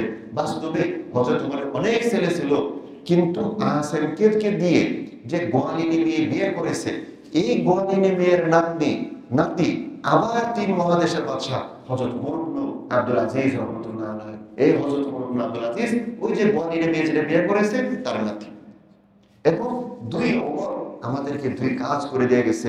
আমরা যে কোরআন শরীফ পড়তেছি, এই কোরআন শরীফ জমা করা, এইভাবে আনার প্রস্তাব হযরত ওমর রাদিয়াল্লাহু তাআলা দিয়েছেন, যেটা বুখারী শরীফ সহ হাদিসে আছে। কোরআন শরীফ জমা করছেন আমরা জানি যে কোরআন শরীফ জমা করছেন হযরত উসমান রাদিয়াল্লাহু তাআলা। প্রথমে হযরত উসমান না, প্রথম হযরত ওমরের প্রস্তাবে আবু বকর রাদিয়াল্লাহু তাআলা করছেন। এরপর হযরত উসমান রাদিয়াল্লাহু তাআলা বিভিন্ন এই খত অর্থাৎ এখানে ক্যালিগ্রাফি বিভিন্ন লেখার সিস্টেমকে এক সিস্টেমের মধ্যে নিয়ে আসছে। আরো কিছু কেরাত ছিল, 7 কেরাত, ওখানে অনেক কেরাত করে বাদ দিছে। এটা হযরত উসমান রাদিয়াল্লাহু তাআলা। তাহলে উনি দিনদারি দেখে বিয়ে করেছে। ওই বংশ থেকে হযরত ওমরও ছিল 3 মহাদেশের বাদশা, ওনার পুত্রবধূর থেকে যে নাতি হয়েছে এটা আবার 3 মহাদেশের বাদশা। এবং বনু উমাইয়া, যে আমরা জানি যে খুলাফায়ে রাশিদিনের পরে এই পৃথিবীটাকে শাসন করছে বনু উমাইয়া, হযরত মুআবিয়া রাদিয়াল্লাহু তাআলা থেকে নিয়ে ওনার বংশধররা। তো এই হযরত মুআবিয়ার যে সরকার শাসন ব্যবস্থা, এটাকে বনু উমাইয়া বলা হয়। এই বনু উমাইয়ার মধ্যে মানে একবারে সর্বসম্মতিক্রমে যার ব্যাপারে কারো কোনো আপত্তি নাই, এমন কোন বাদশা যদি গিয়ে থাকে, উনি হলেন হযরত ওমর ইবনে আব্দুল আজিজ রাহমাতুল্লাহ আলাইহি, যার শাসনামলে বাঘ আর ছাগল একসাথে পানি খেত, এই ওমর ইবনে আব্দুল আজিজ। তাহলে এই বিয়েটা কেবলমাত্র দিনদারির ভিত্তিতে হয়েছে, কেবলমাত্র দিনদারির ভিত্তিতে। এই জন্য কেউ যদি দিনদারিকে প্রাধান্য দিয়ে বিয়ে করে, তাহলে আল্লাহ তাআলা ওই বিয়ের থেকে এই হযরত ওমর ইবনে আব্দুল আজিজের মতো আল্লাহর ওলি বানাইবেন। এবং পৃথিবীর মধ্যে আপনার সাথে থাকবেন মুজাদ্দেদে আল-ফিসানি, মুজাদ্দেদে আল-ফিসানি। যত মানুষ মুজাদ্দেদ হয়েছে, সমস্ত মুজাদ্দেদের প্রথম মুজাদ্দেদ পৃথিবীর মধ্যে ওমর ইবনে আব্দুল আজিজ রাহমাতুল্লাহ। এই গোয়ালিনী থেকে হয়েছে, এই বলি। তাহলে আমরা বংশ বিভিন্ন কিছু এক করবো, কিন্তু দিনদারিকে ঠিক রেখে। তারপরে বংশের কিছু প্রভাব পড়ে। একবার নিচু বংশের তারা তো বংশ ভালো ছিল, গরিব ছিল, কিন্তু নিচু বংশ যদি হয় কিছু প্রভাব পড়ে। এই জন্য আমার আব্বাজান আমাদের কথা বলতেন যে দেখো, যে এই আমার গ্রামে গঞ্জের মধ্যে যারা আছে আমরা বুঝবো যে জমিনের মধ্যে বিভিন্ন ধান যখন ফলন হয়, তো এই ধানগুলো সবগুলোর মধ্যে সংগ্রাম আসে না। কিন্তু কালোজিরা যে ধান, পোলাওয়ের চাউল, ওই পোলাওয়ের চাউল যে জমিনের মধ্যে চাষ করে ধান অবস্থায় পাশ দিয়ে হেঁটে গেলে শুভ্রান লাগে। তাহলে এটা কালো জিরা ধান বলতেছে, উপরে দিয়ে কালো, ভিতরে দিয়ে সাদা। তাহলে কালো জিরা ধান বা পোলাওয়ের চাউল, এটা এমন একটা জমি, এমন একটা ধান, তার পাশ দিয়ে হেঁটে গেলে শুভ্রান আসে। আর কত ধান আছে কোনো শুভ্রানই পাওয়া যায় না। তুই বলতেছে এরকম, আমার আব্বা বলতেছে এরকম মেয়েদের মধ্যে কিছু বংশীয় মেয়ে আছে, যে বংশীয় মেয়েগুলা পাশে গেলে একটা প্রশান্তি আর প্রশান্তি আসে, শুভ্রান মানে প্রশান্তি আর প্রশান্তি আসে, এবং তাদের দ্বারা কেউ কোনোদিন কষ্ট পাবে না। এরপরে উনি বলতেন আমাদের পিঁপড়া অনেকগুলো আছে, লাল পিঁপড়া, অমুক পিঁপড়া, তমুক পিঁপড়া, কতগুলো কালো পিঁপড়া আছে ছোট ছোট, চিনির মধ্যে উঠে কালো পিঁপড়া। তো লাল পিঁপড়া, বড় বড় পিঁপড়া এগুলো কামড়ায়, কিন্তু চীনের মধ্যে যে কালো কালো কতগুলো পিঁপড়া আছে এগুলো কোনোদিন কামড়ায় না। এই যারা গ্রামে গঞ্জে মানুষ তারা এটা বুঝবেন যে ছোট ছোট কালো পিঁপড়া চীনের মধ্যে উঠে, কখনো কামড়ায় না। তা আমার আব্বাজান বলতেন যে দেখো মেয়েদের মধ্যে এরকম কিছু বংশীয় মেয়ে আছে যে স্বামীর ঘরে যতই না খেয়ে থাকো, যতই কষ্ট করো, মা বাবার কাছে কোনোদিনকে বিচার দেবে না, আজকে তো আমরা এই খেতে পারি নাই, বই খেতে পারি নাই, এই ফল পারি নাই, বই ফল খেতে পারি না, কোনোদিন বলবে না। ওই পিঁপড়া যেরকম সবর করে এরকম এই মেয়েটা সবর করে। এই জন্য আগের জমানার যে সমস্ত হাত পাখা, বালিশের কভার, বেডশিট, ওখানে একটা কথা লেখা থাকতো, জাতের মেয়ে কালো ভালো, নদীর পানি ঘোলাও ভালো। জাতের মেয়ে কালো ভালো, নদীর পানি ঘোলাও ভালো। যে কালো হোক কেউ, তারা যদি জাত ভালো হয়, সাথে দিনদারি থাকতেই হবে, তাহলে কালো এর দ্বারা আমার বংশ উজ্জ্বল হবে, আমাদের চোখে দেখা অনেক। তাহলে মূল জিনিস যে দিনদারি মেয়েদের, এটা আমাদের মাথা সমতুল্য। যে মাথা যদি কারো না থাকে, তার হাত পা রং সৌন্দর্যে কিছু কাজে আসবে না। কোনো স্ত্রী বা কোনো বউ, তার যে দিনদারি না থাকে, তার যত বংশ থাক, তার যত টাকা পয়সা থাক, তার যত সুন্দর থাক, তার যত কিছু শিক্ষা দীক্ষা থাক, আমার কোনো কাজে আসবে না। এটা শরীয়তের কথা, এটা বুখারী মুসলিমের হাদিস, সহিহ হাদিস, শক্তিশালী হাদিস। এই জন্য হুজুর সাল্লাল্লাহু আলাইহি ওয়াসাল্লাম যে কথাটা বলছেন যে তোমরা দিনদারিকে প্রাধান্য দিয়ে এইটা ঠিক রেখে আর বাকি যা মিলাইতে পারো। এমন যেন না হয় যে আমার সুন্দর দরকার, এখন পাইই না, তারপরে একটা পাইছে বলতে আচ্ছা হইলে হোক, আমার সুন্দর হলে চলবে, নাউজুবিল্লাহ, এমন যেন না হয়। কেউ লম্বা তালাশ করতেছে, দিনদারের মধ্যে পায় না, পরে কি হয়েছে, লম্বা দিন একটা মেয়ে বিয়ে করে ফেলছে। না না, যে দিন আর দিনদারি আর লম্বা যদি মিলাইতে না পারে, তাহলে কোনটা ছাড় দিব, দিনদারি না লম্বা? লম্বা ছাড়। সুন্দর আর দিনদার মিলাইতে পারতেছি না, এটা হলে ওটা হয় না, তাহলে সুন্দর বাদ গেলে বাদ যায়, তারপর দিনদার খায়। বা আমি বংশে মিলাইতে গেছি, যে বংশের কিছু প্রভাব, তার বংশে মিলাইতে গেছি, বংশে মিলাইলে দিনদার হয় না, দিনদার মিলাইতে গেলে বংশ হয় না, দিনদার মিলাবো, বংশ মিলাইলে চলে যায়। এর প্রত্যেকটা জিনিস দিনদারির সাথে এটাকে কম্পিটিশন করা করে বস দিনদারিকে প্রাধান্য দেবো, যে এইটাকে আমি প্রাধান্য দেবো। এইটাই বলতেছে যে এইটাকে প্রাধান্য দাও, তাহলে তোমার দুনিয়াও সুখ হবে, আখিরাতও সুখ হবে। আল্লাহ তাআলা এই যে সহিহ হাদিসের আলোকে দিনদারি যে গুরুত্ব, প্রাধান্যতা, এটা দিয়ে এবং তার সম্পর্কে যে আলোচনা করা হলো, যে রব্বানা আতিনা ফিদ দুনিয়া হাসানা ওয়া ফিল আখিরাতি হাসানা, এটার আর অর্থই হলো এই দিনদার স্ত্রী। যে সে যদি আমরা পেয়ে যাই দুনিয়াতে, বস দুনিয়াতেও জান্নাত, আখিরাতেও জান্নাত। আর যদি তার বিকল্প হয় দুনিয়া জাহান্নাম, পরে গেলে আল্লাহ জানে কি হবে। আল্লাহ তাআলা আমাদের সবাইকে বোঝা, আমল করার তৌফিক দান করুক। আর একটা কথা, যে আসলে এইখানে সহিহ হাদিস এত আছে, আরো অনেক সহিহ হাদিস রয়ে গেছে। তো সামনে যদি আল্লাহ তৌফিক দান করেন, হায়াতে রাখেন, সুযোগ হয়, সামনের মাসে 6 তারিখ, 6 তারিখ অর্থাৎ ডিসেম্বরের 6 তারিখ, তো ওইখানেও এরকম কিছু আলোচনা, অবশিষ্ট যে আলোচনা হয়ে গেছে, বাকি আলোচনা এটা হবে। হওয়ার পরে তারপরে আবার বরের পরে আবার মহারানা। আমাদের সমাজের মধ্যে তো মোহর যে ধরবে 20 লাখ 30 লাখ, পরিশোধ করার কোনো খবরই থাকে না। আবার অনেকে শিখায় দেয় মোহর যা ধরবা ধরো, প্রথম রাত্রে মাপ চেয়ে ফেললে কাম হয়ে গেছে, আল্লাহ। এগুলো শরীয়তের মধ্যে কি আছে, দিক নির্দেশনা আলোচনা, এগুলো ইনশাআল্লাহ সামনে হবে। আল্লাহ আমাদের সবাইকে হায়াতে রাখুক, আশার তৌফিক দান করুক এবং বুঝির মতো আলোচনা তৌফিক দান করুক। আমিন। ওয়া আখিরু দাওয়ানা আলহামদুলিল্লাহি রাব্বিল আলামিন ওয়া সাল্লাল্লাহু তাআলা আলা খাইরি খালকিহি মুহাম্মাদিন ওয়া আলিহি ওয়া সাহবিহি আজমাইন। সুবহানা রাব্বিকা রাব্বিল ইজ্জাতি আম্মা ইয়াসিফুন ওয়া সালামুন আলাল মুরসালিন ওয়ালহামদুলিল্লাহি রাব্বিল আলামিন। সুবহানাল্লাহি ওয়া বিহামদিহি সুবহানাকা ওয়া বিহামদিকা আশহাদু আল্লা ইলাহা ইল্লা আনতা আস্তাগফিরুকা।